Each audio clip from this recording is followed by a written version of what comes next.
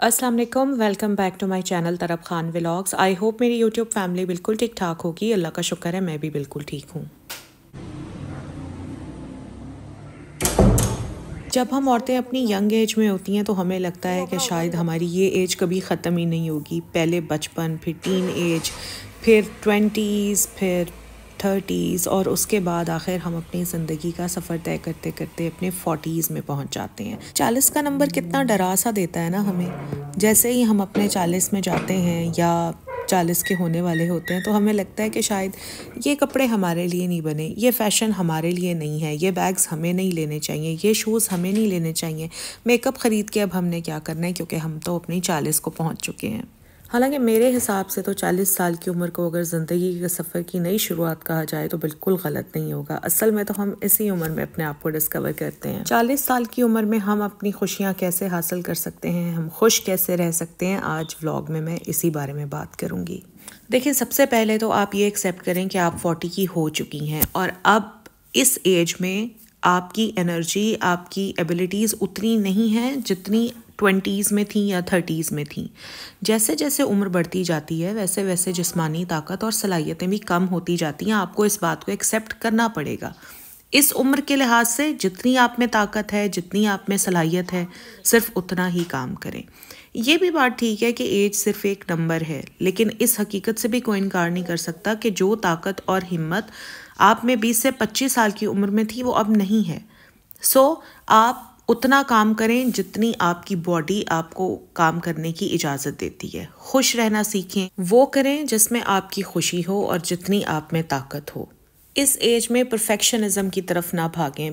परफेक्शनिज़म खुशी की राह में ना एक रुकावट है, स्पेशली इस एज में। आप एक इंसान हैं, आपसे भी गलतियां हो सकती हैं, गलत फ़ैसले भी हो सकते हैं। अपनी गलतियों और गलत फ़ैसलों के लिए अपने आप को कोसना बंद कर दें। जो हुआ सो हुआ, एक्सेप्ट करें और आगे बढ़ें। दूसरों के सामने अपने आप को प्रूव करना बंद कर दें। ये जो हम औरतें सारी ज़िंदगी साबित करने में लगी रहती हैं ना कि हम बेस्ट माँ हैं या हम बेस्ट बीवी हैं या हम बेस्ट सास हैं या हम बेस्ट बेटी हैं या हम बेस्ट बहू हैं, हम बेस्ट भाभी हैं, हम बेस्ट नंद हैं, ये प्रूव करना छोड़ दें। क्योंकि इतने साल आपने जो प्रूव करना था बस वो कर दिया। अब ये जो अब आपकी एज शुरू हो गई है, इसमें किसी को भी कुछ भी प्रूव करने की ज़रूरत नहीं है। दूसरों की रिस्पॉन्सिबिलिटीज़ उठाना छोड़ दें। कुछ माएँ ऐसी होती हैं सारी ज़िंदगी बेटों की, बेटियों की ज़िम्मेदारी उठाए रखती हैं। ख़ास तौर पर माओं को बेटों की ज़िम्मेदारियाँ उठाने का बड़ा शौक़ होता है। बेटियाँ तो दूसरे घरों में चली जाती हैं ना, बूढ़ी हो जाती हैं, मगर उसी तरह से बेटों के कपड़ों का ख्याल रखना, उनके खाने का ख्याल रखना, उनकी दूसरी चीज़ों का ख्याल रखना, ये छोड़ दें। कम से कम इस एज में जब आपकी बॉडी वीक हो रही है, जब आपका दिल भारी हो रहा है, जब आप एजिंग की तरफ जा रहे हैं, अब इस एज में दूसरों की रिस्पॉन्सिबिलिटीज़ लेना छोड़ दें। सिर्फ अपनी रिस्पॉन्सिबिलिटी लें, क्योंकि आपकी बॉडी का आपके ऊपर सबसे ज़्यादा हक है। अपने आप को दूसरों से कंपेयर करना छोड़ दें। कंपैरिजन बनता ही नहीं है। हम 40s में जब आते हैं, ऑब्वियसली हमारी बॉडी वीक हो रही है, हम एजिंग का शिकार हो रहे हैं, हमें रिंकल्स पड़ रहे हैं, हमारी स्किन का टेक्सचर वो पहले जैसा नहीं है, हमारी स्किन उतनी प्लम्पी, उतनी फ्रेश पहले जितनी नहीं है। चाहे हम जितनी भी स्किन केयर करें, देखें ये एक नेचुरल प्रोसेस है। हर इंसान को इस एज में आना है और इन सारी चीज़ों से गुजरना ही गुजरना है। तो होल हार्टेडली एजिंग के प्रोसेस को एक्सेप्ट करें, दूसरों से कंपेयर ना करें। अब अगर मैं अपने आप को एक 20-25 साल की लड़की से कंपेयर करना शुरू कर दूं तो हाउ फुलिश आई एम। ठीक है, वो जो अभी अपने 20-25 साल की उम्र में है, ऑब्वियसली उसको भी मेरी एज में आना ही है। कल को वो 18 से 20 साल की बच्ची को भी उन सारी चीज़ों से गुजरना है जिससे मैं आज गुजर रही हूँ। सो अपने आप को दूसरों से कंपेयर करना छोड़ दें और अपनी एज को एक्सेप्ट करें। अपनी एज में आप ख़ुद को किस तरह कैरी कर सकती हैं, इस चीज़ पर तवज्जो दें। 40s में आकर बंदे की एक नई पर्सनालिटी डेवलप होती है, इंसान में एक ग्रेस आ जाती है, और किस तरह एक औरत अपनी इस एज को ग्रेसफुली कैरी करती है, ये बहुत ज़्यादा मैटर करता है। हमें फ़ैशन भी अपनी एज के हिसाब से करने चाहिए। अब अगर इस एज में मैं वो वाले फ़ैशन अडॉप्ट करना शुरू कर दूं जो बिल्कुल एक यंग बच्ची के होते हैं, या मैं वैसे कलर्स पहनना शुरू कर दूं जो बिल्कुल यंग बच्चियां पहनती हैं, मैं ऐसे ज्वेलरी पहनना शुरू कर दूं जो बिल्कुल यंग बच्चियां पहनती हैं, तो मेरे ऊपर वो चीज़ें सूट ही नहीं करेंगी, क्योंकि मेरी एज और मेरा फ़ैशन एक दूसरे को कॉम्प्लीमेंट ही नहीं करेगा। इस एज में सबसे ज़्यादा आपको अपनी सेहत का ख्याल रखना है। ये नहीं कि अगर आप 40 की हो गई हैं तो बस आप आराम से बैठ जाएं, ना अपनी फ़िटनेस का ख्याल रखें, ना आप कोई एक्सरसाइज करें।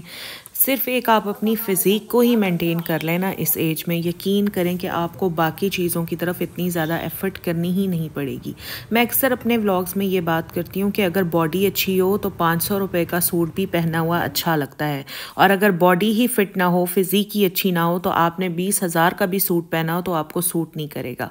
तो इस एज में स्पेशली अपनी फ़िज़ीक का, अपने फिगर का ख्याल रखें, अपनी फ़िटनेस का ख्याल रखें, एक्सरसाइज करें, डेली वॉक करें और हेल्दी ईटिंग करें। हम अपनी आधी से ज़्यादा ज़िंदगी घर, बच्चों, शौहर, ससुराल वालों को देने में गुजार देते हैं, और इस सारी स्ट्रगल में ना हम ये भूल ही जाते हैं कि हमारी अपनी खुशी भी मैटर करती है। अब 40 साल की जो उम्र है तो उसमें तो कम से कम हमें अपनी खुशी के बारे में सोचना चाहिए ना। 40 साल की एज तक तो माशाल्लाह घर भी काफ़ी स्टेबल हो जाता है, हस्बैंड के साथ भी अच्छी खासी अंडरस्टैंडिंग डेवलप हो जाती है, बच्चे भी बड़े हो जाते हैं। तो अब थोड़ा सा अपने ऊपर ध्यान करें। ऐसे दोस्त जिन्हें आप भूल बैठी हैं, जिनके साथ आप टच में नहीं हैं, आप फ़ोन पर बात नहीं करते थे, उन्हें टाइम नहीं दे पाते थे, ऐसे फ्रेंड्स के साथ दोबारा टच में आएँ, उनके साथ गपशप शुरू करें। ऐसे रिश्तेदारों के साथ टाइम गुजारें जिनके साथ टाइम गुजारने से आपको मज़ा आता है। अपने लिए टाइम निकालें, शॉपिंग के लिए जाएं, फ्रेंड्स से मिलें, मूवी देखने जाएं, सैलून जाएं, वहाँ पर मैनी पेडी करवा लें या फिर हेयर डाई करवा लें। यानी कुछ भी, जिस भी तरह से आपको अपने साथ टाइम गुजारना अच्छा लगता है, आप उस तरीके से टाइम गुजारें।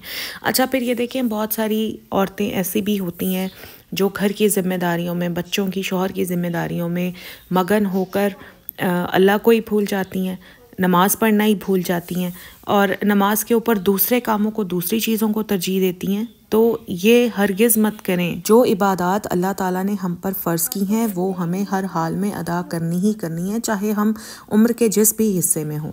नमाज़ पढ़ने के लिए ये एक्सक्यूज़ कभी ना दें कि मैं मसरूफ़ थी, मैं बच्चों का ये काम कर रही थी, या मैं शौहर का वो काम कर रही थी, या मेहमान आ गए थे, या ससुराल वाले मुझे नमाज़ नहीं पढ़ने देते। ये एक्सक्यूज़ अल्लाह ताला ने नहीं सुनने। हर किसी को अपनी नमाज का जवाब, अपनी इबादत का जवाब खुद देना है। कुछ भी हो जाए, आपने अपनी इबादत को मिस नहीं करना। मियाँ बीवी जितने भी बूढ़े हो जाएं, जिस भी एज में चले जाएं, एक दूसरे के लिए हमेशा जवान ही रहते हैं। मियाँ और बीवी का रिश्ता ऐसा रिश्ता है जो वक्त के साथ साथ मजबूत होता है। शौहर और बीवी की एज जितनी मर्जी हो जाए, उन्हें कभी भी एक दूसरे के साथ हंसी मजाक करना नहीं छोड़ना चाहिए, एक दूसरे के साथ बातें करना नहीं छोड़ना चाहिए, एक दूसरे के साथ टाइम स्पेंड करना नहीं छोड़ना चाहिए। बहुत सारे कपल्स ऐसे होते हैं कि अगर एज बढ़ती जाती है तो वो इस एज को अपने ऊपर इतना हावी कर लेते हैं, उस एज नंबर को अपने ऊपर इतना तारी कर लेते हैं कि वो कहते हैं कि अगर शौहर बीवी के साथ थोड़ा सा मजाक करने की, थोड़ी सी अटकेलियाँ करने की कोशिश करते हैं तो बीवी फ़ौरन ये कहकर उन्हें चुप करा देती है कि बस करें, अच्छा नहीं लगता, या अब ये उम्र नहीं रही है। ऐसे कभी मत किया करें, क्योंकि जब इस तरह आप बार बार अपने हस्बैंड को कहेंगी ना, तो फिर आहिस्ता आहिस्ता वो अपने आप को रेस्ट्रिक्ट करना शुरू कर देंगे, आपके साथ हंसी मजाक करना छोड़ देंगे, अटकेलियाँ करना छोड़ देंगे, और आहिस्ता आहिस्ता बातचीत का सिलसिला भी कम होता जाएगा। एज कोई भी हो, हस्बैंड के साथ आपने अपना रिश्ता कभी कमज़ोर नहीं पड़ने देना। कुछ हस्बैंड्स को ज़्यादा बोलने की आदत नहीं होती, वो चुप रहना ज़्यादा पसंद करते हैं। जैसे मेरे ख़ुद के हस्बैंड हैं, उनको चुप रहना ज़्यादा अच्छा लगता है, लेकिन उसमें फिर मैं एक्टिव हो जाती हूँ। मुझे बोलने की बहुत आदत है, और मुझे पता होता है कि वो नहीं बोलेंगे, मैं उनके साथ बैठकर बोलती रहती हूँ। डेली बेसिस पर मैं उनको सारी दुनिया जहान की न्यूज़ देती हूँ। इवन मेरे चैनल पर जो कमेंट्स आ रहे होते हैं, मैं तो सारे वो कमेंट्स भी अपने हस्बैंड को बताती हूँ, क्योंकि जब भी मैं कोई अपने और अपने हस्बैंड के दरमियान रिलेशन का कोई भी व्लॉग शेयर करती हूँ तो बहुत सारी मेरी बहनों के कमेंट्स आते हैं कि आपके हस्बैंड आपकी ये वीडियोस नहीं देखते हैं। इसी को तो अंडरस्टैंडिंग कहते हैं। वो मेरी सारी वीडियोस भी देखते हैं, वो मेरे कमेंट्स भी देखते हैं, लेकिन इसके बावजूद माशाल्लाह अंडरस्टैंडिंग इतनी अच्छी है कि हमें इन चीज़ों से कोई फ़र्क नहीं पड़ता। देखें, शादी हमेशा से ही कोई परफेक्ट नहीं होती। इंसान अपने रवैयों से उस शादी को, उस रिश्ते को परफेक्ट करने की कोशिश करता है। तो मैं अपनी शादीशुदा लाइफ के हवाले से आप लोगों के साथ जो भी शेयर करती हूँ ना, वो सब सच होता है, उसमें झूठ बिल्कुल नहीं होता, इसलिए मेरे हस्बैंड को भी कोई एतराज़ नहीं होता। अच्छा, तो यहाँ पर मैं एक और चीज़ ऐड करना चाहूँगी कि जितनी भी मेरी बहनें 40s में हैं या 40s में आने वाली हैं, तो आप ज़रा अपनी अर्ली एज में चली जाएँ, शादी से पहले की वाली एज में चली जाएँ और देखें कि उस वक्त आपके कौन से ऐसे ख्वाब थे जो पूरे नहीं हो सके, या कौन सी आपकी ऐसी हॉबी थी जो वहीं पर रुक गई आपकी शादी की मसरूफियत की वजह से। तो आप अपने उन ड्रीम्स को अब पूरा कर सकती हैं, आप अपनी हॉबीज़ को कंटिन्यू कर सकती हैं, क्योंकि अब आपके पास टाइम है, बच्चे भी बड़े हो गए हैं, ज़िम्मेदारियां थोड़ी सी आपने ख़ुद अपने ऊपर से कम कर दी हैं। अब आप अपनी हॉबीज़ को, अपनी ड्रीम्स को पूरा कर सकती हैं, अपनी हॉबीज़ को फॉलो कर सकती हैं। और ड्रीम्स को पूरा करने का और हॉबी को फॉलो करने का टाइम आपको तभी मिलेगा जब आप बच्चों की, घर की, शौहर की ज़िम्मेदारियाँ अपने ऊपर से थोड़ी सी कम करेंगी, और ये आपको करना पड़ेगा अगर आप इस एज में अपने आप को खुश रखना चाहती हैं। मैं आपके सामने सबसे बड़ी मिसाल हूँ।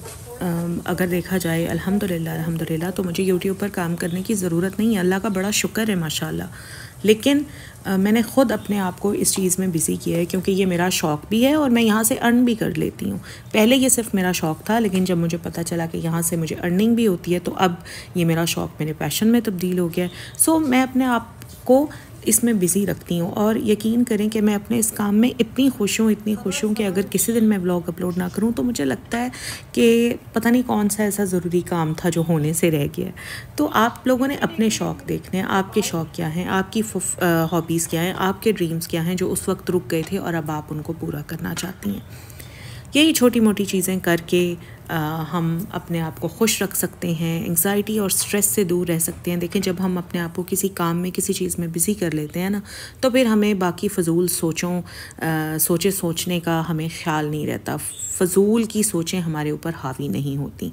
एक मुहावरा आप सबने सुना होगा ना कि खाली मकान शैतान की दुकान। तो आपने अपने मकान को खाली नहीं रहने देना, मतलब अपने दिमाग को खाली नहीं रहने देना, किसी ना किसी ऐसी चीज़ में बिज़ी रखना है जिससे आपको इत्मीनान और खुशी मिले।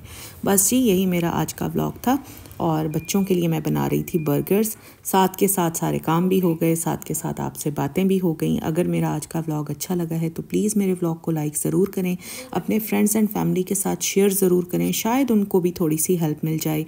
चैनल पर फर्स्ट टाइम आए हैं तो प्लीज़ मेरे चैनल को सब्सक्राइब ज़रूर करें। खुश रहें, अपनी मेंटल हेल्थ का ख्याल रखें। अल्लाह हाफ़िज़।